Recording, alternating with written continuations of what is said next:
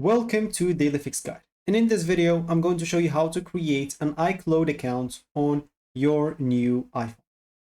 So as an example, if you have an iPhone and you want just to go and create a new iCloud account, so first I would show you on an PC. Why? Because for me, my iPhone, I already have an iCloud as an example, already created and logged in.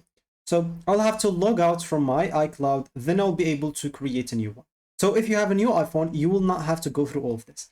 Basically, if you have a new iPhone, so let me just go and show you.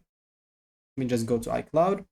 If you have a new iCloud as an example or new iPhone, you can just go when you set up your phone and you'll find an example, this option, which is create an Apple account right away. And you will be able to start creating your account very easily. This is of course on your phone, like that. Let me show you.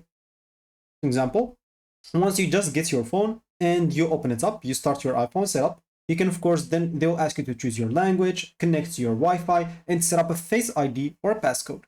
And once you reach the Pass or Apple ID, you can simply choose to create basically your iCloud account. So if I go here now, normally in my settings, and as you can see, for me, I'm already logged in into my iCloud account. If I go here to iCloud, as an example, I'll find myself already logged in. So I'll have to log off or log out from it. Then I'll be able to create a new account.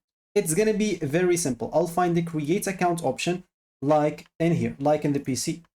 Like this, I'll just have to click on sign in and I'll find the create Apple account. As simple as that on my iPhone. I don't even have to go into the settings when you open your phone. It's the first thing that you'll find once you just choose your language and connect your Wi-Fi.